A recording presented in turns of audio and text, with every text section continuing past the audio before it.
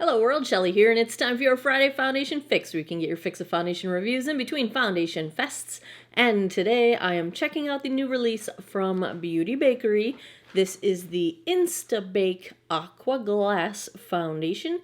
Retails for $34. You get 0.9 fluid ounces of product, which ounce per ounce is about a $38 per ounce foundation. This comes in 30 different shades. I have shade 347 Cool. The product description: this is inspired by the elegance and minimalistic approach to beauty that Japan is known for. Beauty Bakerie's lightweight vegan InstaBake Aqua Glass Foundation is a force to be reckoned with. Rightfully named InstaBake, this full coverage formula effortlessly covers anything left in its wake. Delivering extraordinary performance, it applies smoothly like a layer of frosting. So I had tried the previous foundation release from Beauty Bakerie, and it was a hot mess. If you missed it, I'll put it right there. I normally, having such an experience initially, would not be inclined to try more from a brand. However, I really like the company philosophy, the sort of approach to marketing and things that Beauty Bakerie takes. I appreciate their punny sort of approach to the whole bakery theme with their products. I like their packaging. I think in a lot of cases it's very cute, very, they really adhere to that theme. And I appreciate the effort, even if I do think it is a little bit corny. But I'm going to try this one. It sounds like it would be suited for my dry skin, and I picked this shade hoping that these shade numbers were similar to the shade numbers in the previous release. This might be a little too dark for me. The previous release I bought was a little too light for me, so I'm not sure. We'll see. Let's check it out. Swatch this one against a few others in my collection. Say it with me now. On Fridays, we swatch. First up is today's foundation, the Beauty Bakerie InstaBake Aqua Glass Foundation in shade 347 Cool. Next is the Estee Lauder Double Wear Stay in Place in 1C1 Cool Bone. Third up, I've got MAC Studio Sculpt in shade NW15. Fourth is the Pure Love Your Selfie in shade LP4. And last, I got the Anastasia Beverly Hills Luminous Foundation in shade 140 Neutral. I've already cleansed, moisturized, and sunscreened this 45-year-old face. I have some sun damage I like to cover up. Deeper smile lines, forehead lines. I've got large visible pores on my cheeks, texture between my eyebrows. My skin is normal to dry. We are dry this time of the year. I dehydrate very, very easily. My skin gets crepey really, really easily. I have already primed with the Good Molecules silicone-free priming moisturizer. Also just shaved my face. That's why it's a little bit red, but no more fuzz. It's beautiful. It's beautiful. Yes, I am petting myself. So we will go in on one side of my face with a sponge. This is probably the last time I'm using my Juno microfiber sponge. It has been dampened, but it has also been attacked by cats, and it's tearing, so womp womp. Other side, let me grab a clean one. This is the e.l.f. Ultimate Blending Brush. We'll see if there is a preference one way or the other.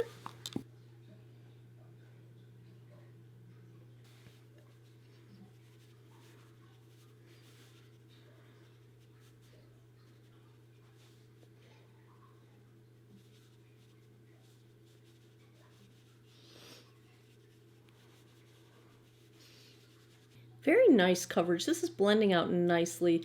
Takes a little bit of effort. It kind of want to stays in the spot it has been put, but it does blend out with a few pounces. I feel like we are getting really nice coverage. Probably approaching medium coverage with one pass on the sponge. Most of my sunspots are covered. Pretty good coverage of redness. I see a little bit coming through on my nose and my chin, but nice coverage overall. Maybe this isn't as dark as it seems in the bottle. This might be okay. Let's try the brush side. This blends out a little bit more easily with the brush. I would say the coverage is a little bit more full with the brush. It is a higher medium coverage at one pass, I would say, but I don't like the finish quite as much with the brush. Maybe I'm going to try to build this up just a little bit where I've got some pink coming through on my cheeks and balance out the other side with the brush, and then I'm going to tap it out with the sponge and see if we can get that nice finish that I'm getting on the sponge side. Overall, I think that built up nicely. I would say we are approaching full coverage at this point, so very nice coverage overall on this foundation. I did have to tap it out in my chin line and this smile line, which is the deeper of my two. It settled just a little bit. We will see if that continues to happen. The coverage on this is great. I think it looks a little heavy in some spots. It just looks like I'm wearing makeup in some spots, and that includes some spots that I only did one layer of foundation. Oh, look, it's all over my ear. Good times. So that is one thing, but of course, you know, I am wearing makeup, so it's hard to find full coverage that doesn't look like you're wearing makeup. But I'm also a little bit, I think, for what is supposed to be a cool undertone, this seems to lean a bit yellow. I do feel like it is leaning a bit yellow. You know, as the more pale I get in the winter, the more pink I look. So I think it just seems noticeable to me that the undertone of my face is leaning yellow and the undertone of like my chest and the back of my hands is leaning pink. So I'm not quite sure the undertone is quite right for me. I wish cool was more cool because I feel like I need a little bit more pink in this. But that is where we are starting out. Let's find out what time it is. It is 2:34. Ah, yes. Let me put the rest of my face on. I will be right back. Okay, so I did end up having to set the perimeter of my face and my cheeks. I used the Becca Hydro Mist powder because it stayed a little bit tacky and I didn't want to have trouble blending powder on top. And as the foundation set down, the areas where I did not set, like between my eyebrows and my nostril area, the product is kind of sort of bunching up on any texture that I've got going on in those areas, so that's kind of happening. I did have to tap out my smile lines, my chin line. It also started settling into my little Meredith Grey wrinkle at the corner of my mouth here, so it is settling into the deeper of my lines. It did not settle into my forehead lines, but that line, those three lines really aren't too deep right now. We'll see if it continues to settle into lines. Otherwise, no trouble blending anything. Feels comfortable. I wouldn't call it exactly lightweight. I'd say it feels kind of average weight. I do feel like I'm wearing a face full of makeup. So, but I think it looks nice on camera. It looks okay, other than the undertone being a little bit off. On the rest of my face, I've got the Balm Desert Bronzer, Natasha Denona Super Glow, applied with a fluffy brush today. e.l.f. Primer Infused Blush in Always Rosy. My eyes are the Kathleen Lights ColourPop So Jaded palette. Very, very pretty. This palette, though, doesn't seem to have quite the same quality that most ColourPop palettes do. For example, like this shade in the corner, the shadow is smaller than the pan, and it's like ready to fall out, which is weird. And the blues were kind of a little bit crumbly all over the palette when I first opened it up. They're still crumbling a little bit, however. The colors I used, especially this one called Opal, it's a glitter shade, and don't use it without glitter primer like I started on this eye, because now I have glitter all over my face. But if you use a glitter primer with it, it is a gorgeous color, and the shadows performed like I would expect ColourPop shadows to perform. So good first impression, but in terms of applying them, not so pleased with the overall what seems to be production quality. But oh, beautiful, beautiful packaging. And I always love the color stories that Kathleen Lights puts together, which is why I tend to just buy her palettes, because I like the colors she comes up with. For someone that wears so many neutrals and so much warm tones on her channel, I feel like she does a really good job at curating wearable pops of color. So kudos to Kathleen Lights. I didn't even know this palette was coming out, but when I saw it on Ulta, I bought it. So that is that. My lip is the Revlon Ultra HD Vinyl Lip Polish. This is in... Do you guys believe I already can't find my magnifying glass?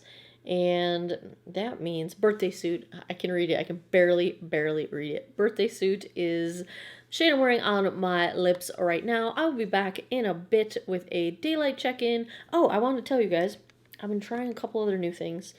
Here we go. The Revolution Blowout Mascara is what I'm wearing today. I've been wearing it in my last few videos.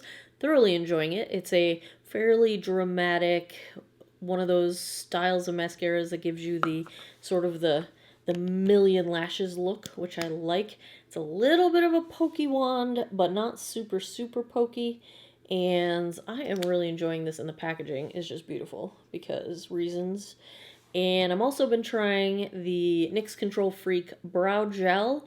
Does not quite have as much hold as my Benefit Gimme Brow, but I do like, you know, it seems like just a very basic brush, but it does a really good job at giving the sort of fluffy brow effect. But as you can see, like, my resistant brow hairs are starting to fall over already because it just doesn't have quite enough hold for me. But for more natural brow days, I think it would work well. So I've been trying those out. There's a couple little mini reviews for you. I'll be back with a daylight check-in in a bit. And of course, I'll be back at the end of the night and give you my final thoughts. Hey guys, I have to apologize. I missed the daylight check-in before it got dark outside. This time, I gotta tell you, this is one year that I have just not gotten used to this whole time change thing. It gets so dark so early. But here we are at a distance. This is still looking pretty good. It's just after 8 p.m. right now.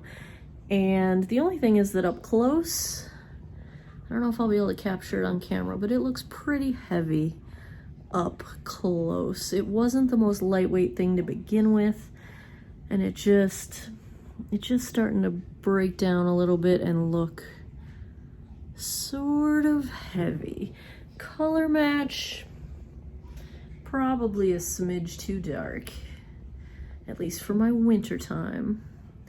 But that is where we are at about 8 p.m. now, and I will be back in a couple hours with my final thoughts. 11:56 p.m. That puts us just around the 9.5 hour mark. Let's take a look at how the Instabake Aqua Glass from Beauty Bakerie has worn today. It's a fairly comfortable foundation to wear. It's not super lightweight, so you do feel like you're wearing a face of makeup. Not the worst case scenario, but not the best case scenario either. I feel like it is a tiny bit drying. I am seeing my crow's feet starting to come out. That usually happens when my skin is dehydrated, and it's not so bad that I would say dry skin should avoid it. I think it's, unless you have the driest of the dry skin. I've got really dry skin, and I just feel a little bit dry right now. A little bit tight, not itchy face, not trying to, I don't want to run and wash my face off. Everything's fine. It's just a little bit more dehydrated than it was to start the day. So it didn't retain the moisture that I started with today. In terms of wear, let's take a zoom in. I would say at this 9+ hour mark, it's about done. It is separating along motion lines, along the wrinkles around my corner of my mouth, along my smile lines. My chin has lost a bit of coverage. A lot of redness showing through. My nose has lost some coverage. It's caking up a little bit around my nostrils, and it's clinging a little to the texture in between my eyebrows. Sunk a little tiny bit into my crow's feet and sort of the under eye area wrinkles that I've got.